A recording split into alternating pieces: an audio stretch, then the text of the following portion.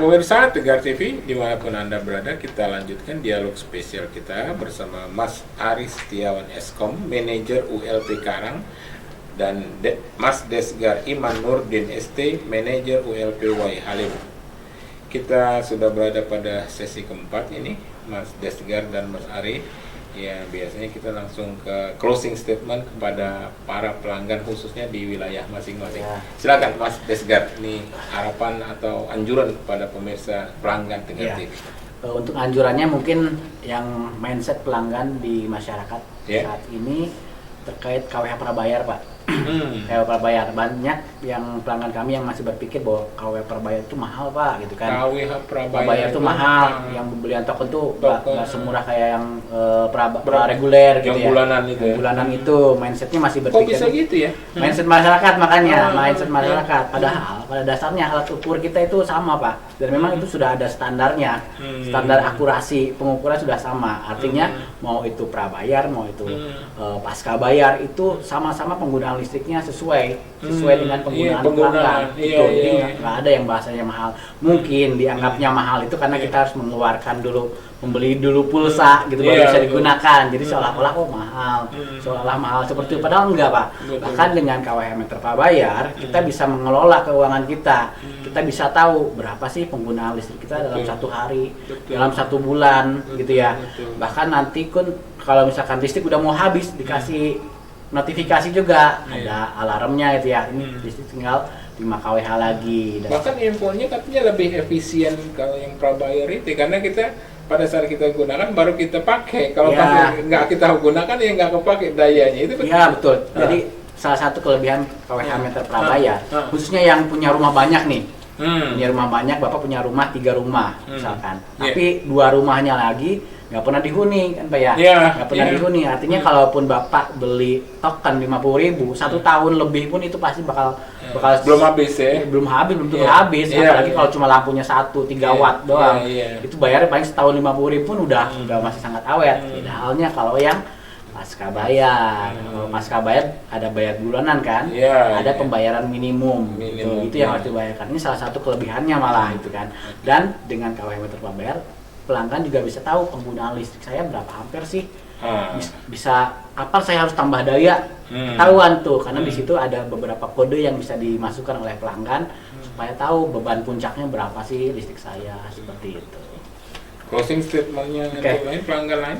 Untuk closing statement khususnya untuk masyarakat atau pelanggan kami, khususnya di Y Halim ya Pak, pelanggan yang prabayar atau reguler, harapan kami mohon untuk melakukan pembayaran listrik tepat waktu, Pak, sebelum tanggal 20 gitu ya. Karena tagihan kami sudah bisa dicek, Pak, di aplikasi PLN Mobile setiap tanggal 2, tanggal 3, tanggal 4 itu sudah bisa dicek. Sudah bisa diketahui berapa tagihannya bulanannya, kemudian lakukan pembayaran. Jadi cek tanggal 2, batasnya tanggal 20 gitu ya? Masih ada spare waktu. Betul, masih ada spare waktu 19 hari gitu ya, 19 hari. Dan kalau misalkan pembayaran sebelum tanggal 20 itu tidak akan ada denda keterlambatan, Pak. Tidak akan ada denda keterlambatan. Terus yang paling yang kita tidak mau ya, kami tidak mau, pelanggan tidak mau, yaitu sanksi pemutusan, Pak, gitu ya. Jadi sanksi pemutusan ini bisa di MCB-nya kita turunkan, bisa kita segel, bisa kita putus kabel SR-nya, bahkan pengambilan KWH meternya seperti itu. Bahkan kalau misalkan 3 bulan dia nggak melakukan pembayaran listrik atau tertunda, itu bisa terjadi kita hilangkan jadi pelanggan kami, bukan jadi pelanggan PLN lagi, seperti itu. Kalau Mas Ari, closing statement-nya silakan. Baik Pak, closing statement untuk pelanggan di ULP, wilayah kerja ULP Karang, kami sama Pak, terkait pembayaran. Kita harapkan masyarakat dapat melakukan pembayaran tepat waktu.